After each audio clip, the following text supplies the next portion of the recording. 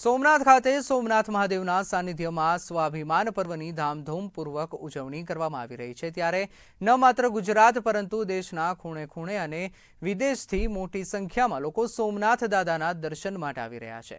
ત્યારે સોમનાથ ખાતે ભવ્ય અને દિવ્ય રીતે શણગાર કરવામાં આવ્યો છે, જે કૃતિઓને નિહાળવા લોકો થનગની રહ્યા છે।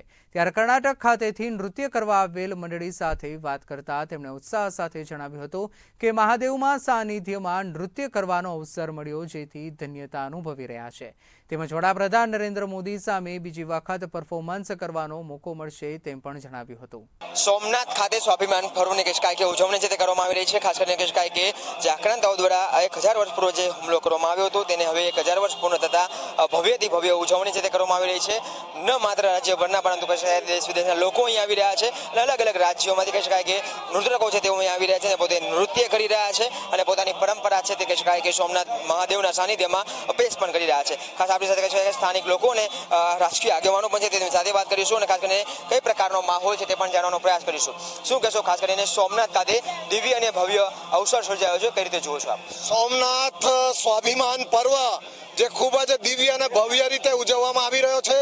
આપણા દેશના આદરણીય વડાપ્રધાન શ્રી નરેન્દ્રભાઈ મોદી આજે 11 તારીખે અહીંયા પધારી રહ્યા છે અને સમગ્ર દેશભરમાંથી લોકો પોતપોતાની અલગ અલગ સંસ્કૃતિની ઝાંખી માટે પણ અહીં સોમનાથ પધારી રહ્યા છે। અહીં આપણે જોયું કે કર્ણાટક છે, આંધ્રપ્રદેશ છે, ગુજરાત છે, તામિલનાડુ છે, અલગ અલગ રાજ્યમાંથી પણ પોતાની અલગ અલગ સંસ્કૃતિ એનું પ્રદર્શન માટે અહીં પધારી રહ્યા છે। અહીંયા કર્ણાટકના પણ છે કિરણ કુમાર, એ પણ પોતાની ટીમ લઈને આવેલા છે।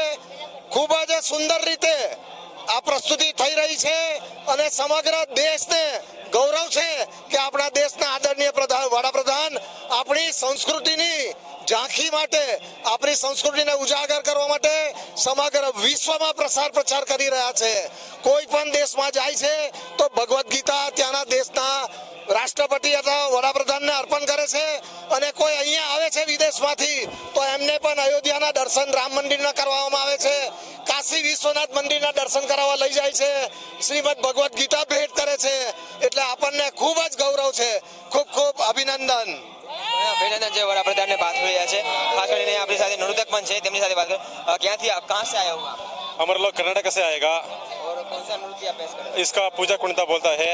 इसका काली माता, दुर्गा और सभी माता का इधर में रख के, इधर ऐसा फोकस करो, इधर में रख के काली माता कैसा है ना गिजन नृत्य डाल के परफॉर्मेंस करवाता ना, पूरा जनों का कष्ट सुख और उसका प्रॉब्लम सॉल्व किया था ना, उसके लिए परफॉर्मेंस किया था। हमारे लोग में इसका बहुमुख प्रमुख है। कैसे एक माँ कैसे साड़ी डाल के उप्पू डाल के गिज्जे डाल के करोगे ना, ऐसा परफॉर्मेंस करा था हम लोग। इसका पूजा कुंडा बोलता। हमारे लोग अभी प्रीवियस ईयर 2025 में आरडी परेड में सर मोदी सर के बाजू में आरडी परेड में परफॉर्मेंस किया था। अभी हमारा सेकेंड टाइम चांस है नरेंद्र मोदी सर का बाजू में परफॉर्मेंस करने के लिए बहुत खुश है। और महाप्रिय महाकाल का बाजू में हमारा परफॉर्मेंस है ना, ये बहुत खुश है। Thank you.